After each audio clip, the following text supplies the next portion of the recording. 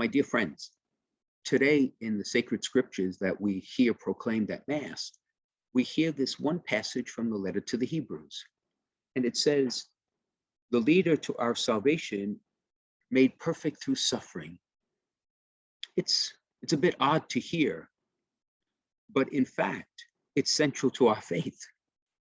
Because if you understand an act of love as a self-gift, and I've often spoken about that, then it involves at times suffering, offering of oneself totally and completely for the good of another. The Lord did that precisely on the cross. So he is perfect in his mission when he is offering himself perfectly, which amounted to him giving his life in suffering for you and me. That mystery is at the heart of our love for each other as well. And there are many times we may forget that that is so central. So in the Gospel of Mark, when we hear, for example, Jesus teaching about divorce and how he does not permit that, that's based on the recognition that love is meant to endure. There are circumstances that people find themselves which are truly difficult and need to be reconciled.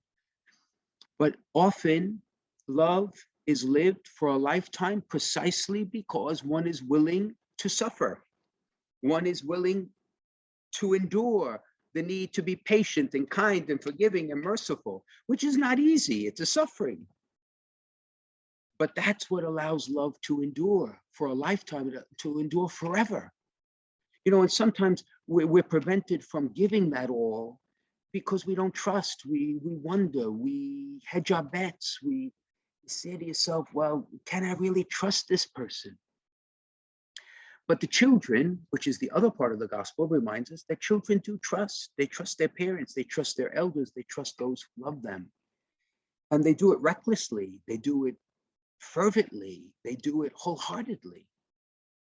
And we unlearn that, right, as we get older. The Lord is saying, well, if you want to be made perfect through suffering and live a life that I have lived, a loving life that gives life, then we have to relearn how to trust, even when it hurts, even when it causes us to suffer, even when we are betrayed.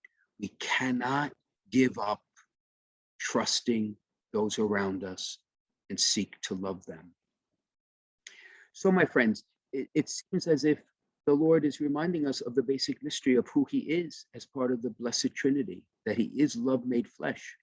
And we, his disciples, are meant to go out into the world to live his love, which will demand suffering, which will demand trust, but is meant to be for a lifetime. It's meant to be for eternal life.